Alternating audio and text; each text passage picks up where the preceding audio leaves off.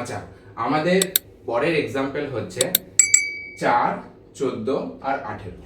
ঠিক আছে, মানে এই এক্সাম্পলটার দিকে তাকাও। ঠিক আছে, এই এক্সাম্পলটাতে একটা অন্য ধরনের প্রবলেম আছে। প্রবলেমটা কি না, আমাদের স্টার্টিংটা একইভাবে করতে হবে। ঠিক আছে, আমি অলরেডি বলেছি যে স্টার্টিংয়ে আমাদের হাইয়েস্ট নাম্বার চুজ করতে হয়।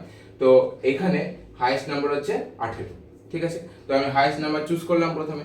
কিন্তু প্রবলেমটা হচ্ছে যে আমরা আগেরগুলোতে দেখছিলাম যে 18কে কেউ না কেউ ডিভাইড করছে, মানে হাইয়েস্ট নাম্বারটাকে কেউ না কেউ ডিভাইড করছে। ঠিক আছে, কিন্তু একটু যদি ভালো করে তাকানো যায় এখানে, তাহলে দেখতে পাবো যে এই 18কে না 4 ডিভাইড করছে, না 14 ডিভাইড করছে, মানে কেউ ডিভাইড করছে না। তাহলে এরকম যদি কন্ডিশন থাকে তাহলে কিভাবে করবো দেখো, দেখে না তাহলে।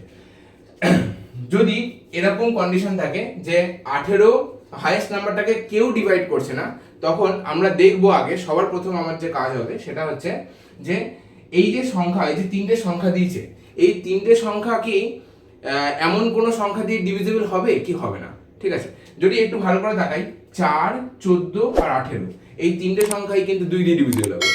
তাহলে আমি 2 দিয়ে, মানে 2টাকে আমি সবকটা থেকে সরিয়ে নিলাম। ঠিক আছে, নিয়ে এখানে আলাদা করে লিখলাম। ঠিক আছে, তো এটা এখানে 2 পড়ে থাকলো, আর এখান থেকে 2 চলে গেলে হবে 7, এখান থেকে 2 চলে গেলে হবে 9। ঠিক আছে, এইবার যদি একটু ভালো করে তাকানো যায়, 2, 7 আর 9 তিনটেই কোপ্রাইম একে অপরের উপরে।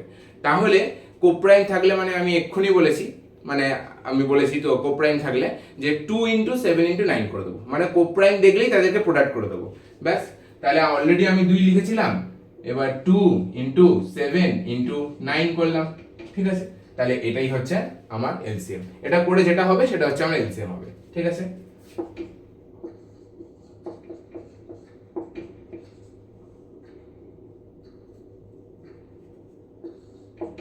তাহলে আমার এলসিএম হচ্ছে 252।